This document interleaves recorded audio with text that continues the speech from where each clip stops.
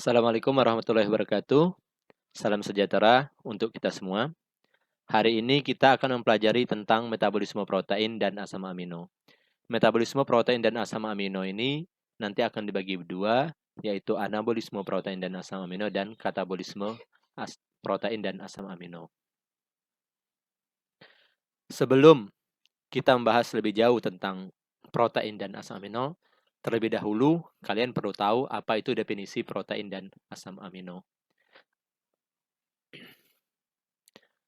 Perlu kalian tahu bahwa asam amino merupakan penyusun protein.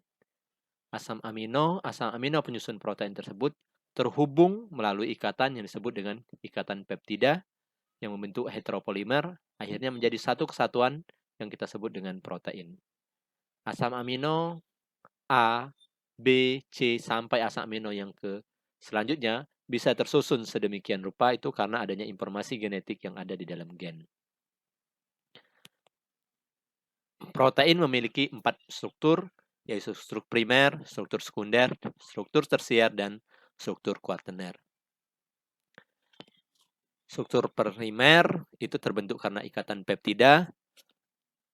Kemudian struktur sekunder itu karena adanya ikatan antar rantai samping dari masing-masing asam amino yang menyusun protein ataupun ikatan antara senyawa-senyawa yang bersifat hidrofobik maupun ikatan hidrogen. Ini alpha helix, kemudian ini lembaran beta. Nah, ini adalah struktur tersier, struktur tersier dari protein. Struktur tersier merupakan gabungan dari struktur sekunder dari protein. Kalau suatu protein memiliki satu saja struktur sekunder, maka disebut dengan protein fibrillar, sedangkan kalau lebih dari satu disebut dengan protein globular. Dan ini adalah struktur kuaterner. Tidak semua protein memiliki struktur kuaterner, tetapi hanya protein-protein dengan subunit, seperti hemoglobin. Ada yang disebut dengan struktur 3 dimensi. Struktur 3 dimensi protein ini ditentukan oleh struktur sekunder dan merupakan struktur tersier dari struktur protein. Sangat penting karena struktur 3 dimensi inilah nanti yang akan menentukan apakah protein ini bersifat memiliki fungsi atau tidak berfungsi. Nah, ada yang juga membantu membentuk struktur 3 dimensi protein selain dari struktur sekunder, yaitu modifikasi pasca translasi. Nih, ini contoh struktur 3 dimensi dari protein.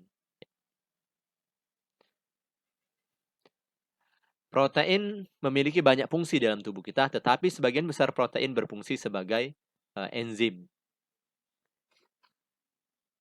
Dan hampir semua proses dalam tubuh kita itu melibatkan protein.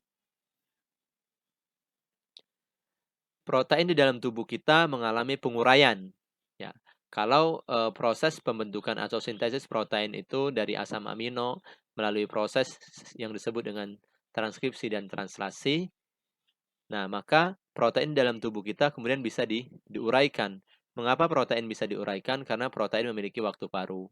Nah, ada enzim-enzim khusus yang bisa melisiskan protein ini disebut dengan enzim protease atau enzim peptidase.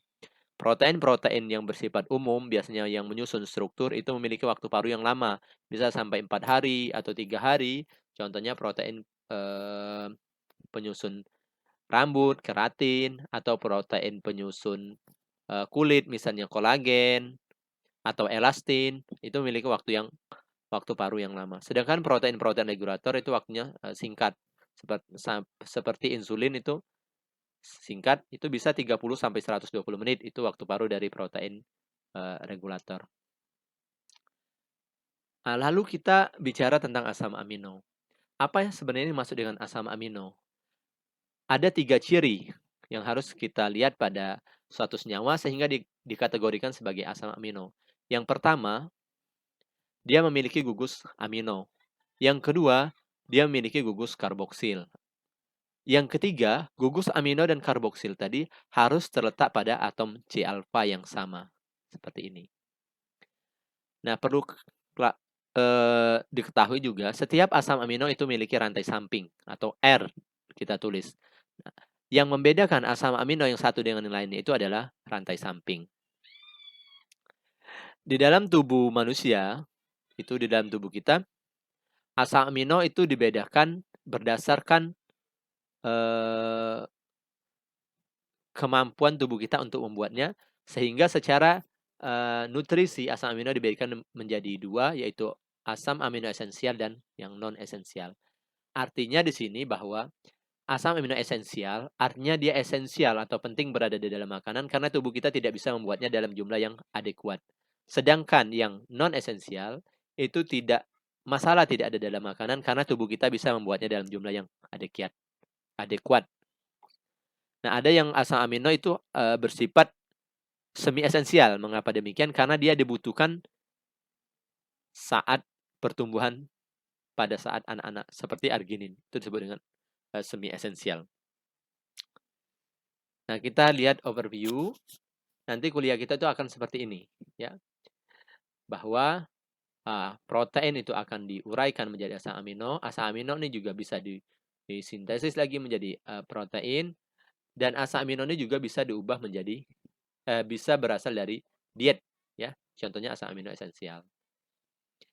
Nah, nanti dari asam amino menjadi amonia, menjadi rangka karbon, sampai menjadi urea atau menjadi glukosa atau benda keton atau menjadi energi, ini kita masuk dalam kuliah katabolisme.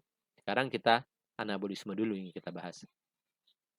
Jadi ada 20 asam amino dalam tubuh kita yang menyusun protein. Lalu bagaimana asam amino disintesis? Tadi sudah saya sebutkan bahwa asam amino yang esensial itu berasal dari makanan. Sedangkan asam amino yang non esensial secara umum itu disintesis melalui jalur yang pendek, yaitu transaminasi dan reduksi aminasi. Sumbernya dari mana? Dari asam amino yang sudah ada dalam tubuh kita dan asam alfa keto. Contohnya di sini adalah alanin. Alanin bisa disintesis dari piruvat atau aspartat, ya, dari oksaloasetat. Nah, apa yang menjadi prekursor dari sintesis asam amino? Merupakan senyawa intermediate, ya, senyawa antara pada glikolisis, siklus Krebs maupun HMP Shunt. Contohnya di sini pada HMP Shunt ini ribosa 5 fosfat bisa menjadi histidin, atau tadi alanin bisa menjadi piruvat pada jalur siklus glikolisis, atau pada siklus asam siklat misalnya oksaloasetat bisa menjadi aspartat. Nah, ada yang melalui reaksi reduksi aminasi, contohnya pada siklus Krebs itu alfa ketoglutarate bisa menjadi glutamat atau glutamat menjadi glutamin. Nah, ini bisa kita lihat, ya, dengan gambar yang lebih cantik lagi bahwa asam amino bisa disintesis dalam tubuh manusia dari asam alfa keto melalui berbagai jalur, dari jalur glikolisis, siklus Krebs maupun heksosa monofosfat. Kita lihat di sini ada yang dibintangi esensial amino acid. Jadi kita bertanya-tanya, katanya kok asam amino esensial itu tidak bisa disintesis. Sebenarnya bisa disintesis, tetapi jumlahnya tidak adekuat atau jalurnya panjang. Nah, ada dua enzim penting, ya, untuk sintesis asam amino yang berguna untuk menilai kerusakan hati, yaitu enzim SGPT, SGOT, atau ALT dan AST. Sampai saat ini banyak digunakan untuk menilai kerusakan hati, di mana jumlahnya apabila meningkat di dalam serum 2,5 kali lipat menunjukkan adanya kerusakan hati. Oke, saya pikir cukup demikian untuk kuliah katabolisme, kuliah anabolisme. Nanti kita lanjutkan ke kuliah anabolisme. Saya Heri. Assalamualaikum warahmatullahi wabarakatuh dan salam sejahtera untuk kita semua.